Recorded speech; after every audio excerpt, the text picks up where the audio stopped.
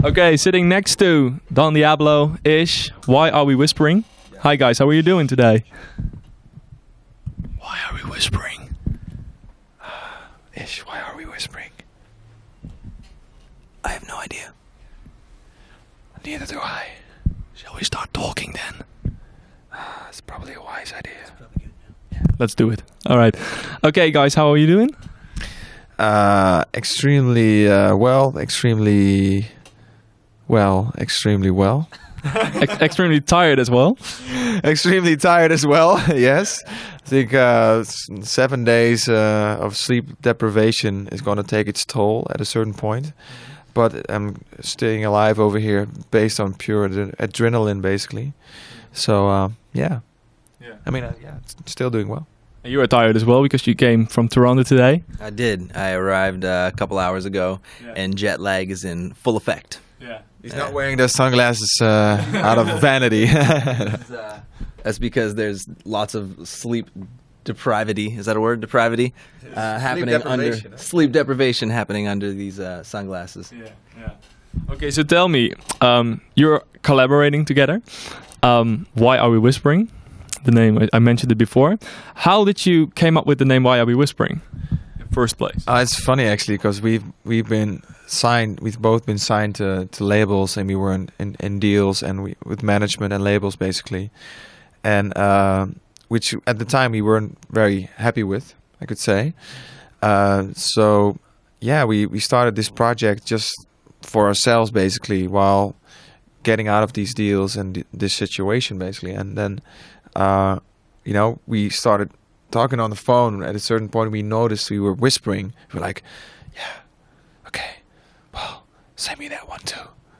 And then I was like, dude, why are we whispering? So it's like, yeah, we said it a couple of times, and it's like, oh, well, that's the name. There you go. Okay. That's it. Okay, so cool. And a lot of productions, because you're not all the time in Holland. I mean, is it like also working on both sides of the world, or? Yeah, exactly, both.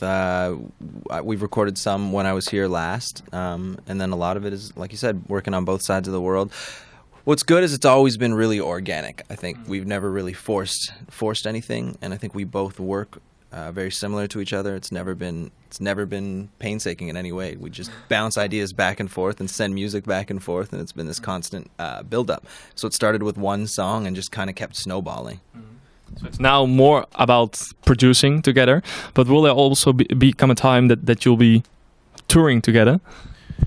That's what we're doing it for, basically, because I was looking for someone to partner up with and have fun with on the road, because I've been traveling, by myself all of these years. And when it all started on the internet, basically, I saw this guy just on all of these blogs and topping the hype machine all of the time, and the same with him. Basically, he saw my name on the hype machine all the time, so we were like, who is this guy? And at a certain point, he did something with a track of mine. I was blown away. I was like, fuck, I have to do an original with him. And I was like, maybe we should do more. And so it all went very organically. And then, yeah, it's the main idea behind it is going on tour and having fun, and that will be even wider. We're gonna do an extended DJ set with vocals basically on top of it, and then we have a lot of freedom, make a lot of weird edits, bootlegs, just going nuts and all out basically. So you were really missing the duo part, like working together. Yeah, I mean it's nice to share something with someone who has the same passion, and just get things out of your brain and know that it's done, and it's you did something well, and you get to share it, and you think it's someone that would live close to you, but sometimes you come to the conclusion that it could be someone very far away, because music is almost like a relationship. It's like music is love, and working together with someone is like a relationship. So you never know when you're going to find the person that you're going to click with, and musically and on a personal level as well, because he's one of the most humble, hardworking persons I've come across in all of these years. So it's like a real good relationship for you then as well. Absolutely. That's I think why we're here right now. We clicked the first time we actually hung out was in Toronto. He was doing a show in Toronto. We went and kicked it for a while and got along well. And yeah, it's just kind of always been this thing where we shoot music back and forth to each other. Have fun. We talk a lot of shit to each other as well. So created a bond, which is I think it's kind of number one. Yeah. So how many times do you visit Amsterdam to work here in the studio? This is my second time in Amsterdam. Yeah, and we've got a lot of shit happening. A lot of tracks, huh? Yeah, we have a lot of tracks, and as you know, we have 2 big shows coming up this week. It's going to be exciting. It's a whirlwind. And what do you expect from the Dutch? I mean, I expect them to party their asses off. Just like they used to do. Yeah, exactly. I think it's going to be pretty fucking crazy, and I'm looking forward to it. Okay. So you mentioned it before, the word myself. You also produced a track on that one. Tell me about it. Yeah, it's one of those things where you're kind of stuck in the twilight zone, in the in-between zone, and you're still making music. Because I've been making a lot of music, and people obviously only hear the singles that you put out. And there's always, when you're working in the studio, you're having a lot of fun, and then afterwards, all of the gluey stuff comes, where you're like, oh, people have opinions, and it has to be marketed, and this has to happen, and person A thinks this, person B thinks that, and the dark side of the music scene. Dark side of the music scene. And to me, it's always been, just having fun and just expressing yourself and just, doing it for yourself, basically. Unless someone from the label calls, like right now, and wants you to know.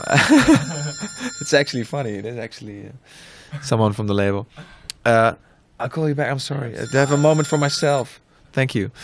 It's one of those things where this track is all about having fun, and it kind of describes me doing stuff for myself. I mean, there's lines in there that just came straight out of my head and went on paper, and just again very organically was like dropping beats and hits for myself. Touring by yourself. Yeah, exactly. Just all of the things that I've done all of these years, and people don't really realize that it's very much a solo effort. Because at the end of the day, they think you're just living the jet set life and doing it all for the coke and the money and the bitches, which is partially true. At the end of the day, it's just doing the best you can, and just trying to not pay attention to all of the haters and enjoy it all, and that's all you can do, and then you die. That's basically the bottom line, I guess. Yeah. But everything you do, you should do it the best. Don't think too much about dying. No, I don't think about it, but it's a realistic thing. A lot of things have happened in my life, and it's one of those things. It's always like when something really big happens in your life, someone might pass away or something extreme might happen. Then you start thinking about life, and all of a sudden you see things differently, and that's always for a couple of months or maybe a couple of weeks even, and then it slowly starts to fade away. But I try to live my life, realizing that moment every day, basically. Like, this doesn't seem like a good idea, so I should do it, because I might not be there tomorrow. Does it feel the same for you? Yeah, a little bit. I like the unpredictability of music and of life, if that makes any sense. I enjoy the non-security factor of it. You know what I mean? You never kind of know where you're going to end up, as this right here. You never know where you're going to be, what's going to happen next, and I enjoy that. I think that's kind of what keeps it exciting. Yeah. So, and also, Australia, you just came back from Australia. Tell me about it. How was it? I mean, you mentioned it as the best tour you ever did. Yeah, and it's absolute. It's true. It's like family, like you're welcomed into a family, and the other artists are your brothers and sisters, and the organization is they're your parents, basically. They take care of you, and the crowd is it's just ridiculous. They're up for anything, but that's A, and B is the fact that you get to tour around for 2 weeks with people that you respect and admire. whether it would be the Chemical Brothers or Pendulum or MGMT, Dizzy Rascal, All the big names. all of the cool names, and you get to to hang out and have dinner and go on a boat and just talk about something else except it's almost my time. How are we gonna do this changeover? Yeah. So that's what it is, and you kind of realize that everyone's in the same boat, and you're all doing it for the love of music, and it's good to remind yourself of that every now and then. So did you do a lot of touring worldwide as well? No. I have not done a lot of worldwide touring, so I will be a newbie to a lot of that. So you're learning from him then. Absolutely. Is there something you learned from him, like which you really want to mention? I mean, I learn a lot about just I think maybe just living on the fly a little bit, and also really learning how to involve the crowd and get everybody excited. He makes people party their balls off. So He's really good at it, huh? so there's definitely a lot to learn. Yeah. But that is cool. So an album, maybe an album coming up. I mean, you finished 11 tracks already, 11 tracks. Am I right? Something like that. Yeah. And only 2 visits. I mean, yeah, we're good. The last time I was here, we shot a video as well. so Yeah. We got a full 3 seconds of it done. It's such an epic video. It's like, that's the thing. Anything we think of is, sometimes we just go over the edge, I guess.